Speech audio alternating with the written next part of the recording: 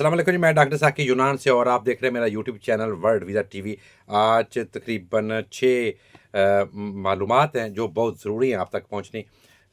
उनमें जो सवालात हैं वो भी डाल दिए गए हैं। सबसे पहले जो है वो तो है जिन लोगों के फिंगरप्रिंट आए हुए हैं और वो फिंगरप्रिंट देने नहीं गए या उन्होंने अपॉइंटमेंट नहीं ली, उनके कागज़ रिजेक्ट किए जा रहे हैं। लिहाजा जिन लोगों के 7 माह से ज़्यादा हो गए या 7 माह हो गए, वो जल्दी से जल्दी फिंगरप्रिंट की तारीख लें, अपॉइंटमेंट लें और फिंगरप्रिंट दें। ये ना हो कि आपके कागज़ रिजेक्ट हो जाएँ। दूसरे नंबर पे अदालतें आगे जा रही हैं। ये जो हम बैन वाली अदालतें लगवा रहे हैं, हम लगवा रहे हैं, दूसरे वकाला लगवा रहे हैं, जो भी लगवा रहे हैं, ये सब थोड़ी-थोड़ी 2-2 महीने, 4-4, 6-6 महीने आगे जा रही हैं और इसमें वकील कुछ नहीं कर सकता। किसी भी वकील के पास ये अथॉरिटी नहीं है कि वो उसको अदालत को पीछे ले आए, दरख्वास्त दे सकता है, उसके अलावा कुछ नहीं कर सकता।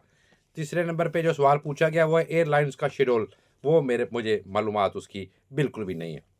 दूसरे इसके बाद है जी, जो लोगों ने मेल लगाई हुई है, जिन लोगों ने मेल लगाई हुई है किसी दोस्त की, किसी वकील की या मालूम नहीं है कि किसकी मेल लगी हुई है, ठीक वो मेल अपनी चेंज कर लें। ये बहुत प्रोसेस है, जिस तरह मुकम्मल आपने लिपि कंप्लीट करनी होती है, उतना ही इस पे वकील पैसे भी लेते हैं और उसी तरह इसको मेल को तब्दील किया जाता है, ताकि कल को अगर आपके कागज़ किसी भी तरफ जाते हैं, रिजेक्ट होते हैं, कबूल होते हैं, कार्ड आता है, कोई लिपि आती है, आपको मालूम हो कि क्या हुआ है और अगर कुछ भी आता है तो आपकी मेल पे आए।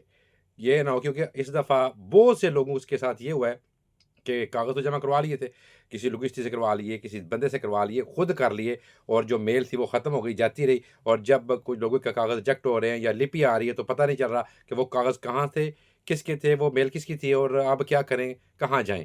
ख़ासकर जिनके कागज़ रिजेक्ट होते हैं उनको बहुत बड़ा मसला बन जाता है, क्योंकि आपोफासी नहीं मिलती और अगर आपोफासी नहीं मिलेगी तो फिर उस किस बना पे हम अदालत से रुजू कर सकेंगे? अदालत पे हमेशा किसी ना किसी आपोफासी की बना पे ही रुजू किया जा सकता है। और इसके बाद है जी अल्फादियो, ये जो हो रहा है ये पैगलमातिको है।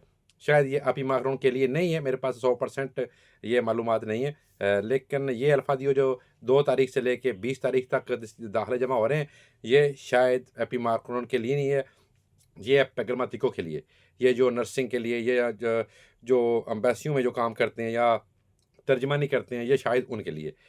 लेकिन एपी माकरों के लिए नहीं है। ये थी और नया जो कानून आया हुआ है वो पार्लियामेंट तो पास हो गया, क्योंकि वहाँ पे वज़ारा थे और उन लोगों ने पास किया। अब ये पुर्गियों से अभी तक पुर्गियों की क्लियो नहीं आई और लागू नहीं हुआ, क्योंकि जब तक पुर्गियों बारीकियाँ देखेगा, वकाला देखेंगे, जो वहाँ पे वर्कर्स हैं, वो इस चीज़ को देखेंगे और उसके बाद हमें बताया जाएगा। जब लागू होगा तो दोबारा ऐलान कर दिया जाएगा। मैं भी वीडियो के ज़रिए आपको जो अपडेट कर दूँगा, क्योंकि हमारा काम है आप तक अपनी गवर्नमेंट का कोई भी कानून हो, कोई भी नई चीज़ आए आप तक पहुँचानी, और वो हम इंशाल्लाह पहुँचाते रहेंगे। ठीक है जी? ये 4-5 जो चीज़ें याद रखिए, अदालतें आगे जा रही हैं और लेकिन ये पता नहीं चलता कि उस दिन पता चलता है, सिर्फ़ उससे पहले पता नहीं चलता कि क्या अदालत आगे चली गई है या उसी दिन होगी। अगर 20 तारीख को है तो हमें 19 को नहीं मालूम, 20 को ही अदालत बताएगी कि ये आगे चलेगी और कब की चली गई है। कुछ की ज़्यादा आगे भी जा रही हैं, मतलब 8-8 महीने। तो अब इसमें कोई बंदा कुछ भी नहीं कर सकता, ये शायद हुकूमत का कोई सिस्टम है। तो अदालतें आगे जा रही हैं। जिनको 7 माह या उससे ज़्यादा हो गए फिंगरप्रिंट आए हुए और दे नहीं सके, वो अपने फिंगरप्रिंट ज़रूर दें, लेट ना करें, प्रॉब्लम बनेगी, कागज़ रिजेक्ट हो जाएँगे। एयरलाइंस के शेड्यूल का मुझे कोई मालूम नहीं है। ग़ालिबन 6 मार्च को जो नया शेड्यूल है वो जारी कर दिया जाएगा तमाम एयरलाइंस की तरफ से। अल्फादियो जो है वो एपिमाक्रोन वाला नहीं है, पेगलमातिको वाला है, जो मेरे पास रिपोर्ट है। शायद गलती हो, इसमें मैं अभी 100% कन्फर्म नहीं हूँ। नए कानून जो है वो नया कानून वो अभी पुर्गियों की क्लियर नहीं आई, जैसे ही आएगी मैं उसी दिन उसी वक्त वीडियो बना के अपलोड कर दूंगा। बाकी भी कर देते हैं, जिन लोगों को जो डॉक्यूमेंट्स के हवाले से आपको मालूमात देते हैं, ड्यूटी है उनकी भी मेरी भी आप तक मुकम्मल, अच्छी और क्लियर मालूमात पहुंचाना। मेल जो है वो ज़रूर तब्दील करवाएं। जिन लोगों के डॉक्यूमेंट्स जब रिजेक्ट हो जाते हैं या कोई लिपि आ जाती है, फिर मसला बन जाता है कि क्या आया है, क्या करना है, और उनसे कैसे कॉन्टैक्ट किया जाए।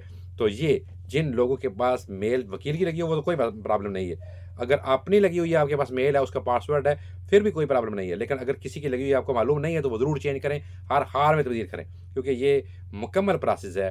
जिस तरह लिपि क्लियर करनी होती है, इस तरह इसको कुरियर करके नई मेल भेज के तो उसको दोबारा जिस तरह कागज़ पहुँचाए जाते हैं पेरीफेरी में, उसी तरह खर्चा भी आता है, उसी तरह उतना वक़्त भी लगता है और ये ज़रूर तब्दील कर लें, अगर जो जिनको पास अपनी मेल नहीं है या वकील की मेल नहीं है।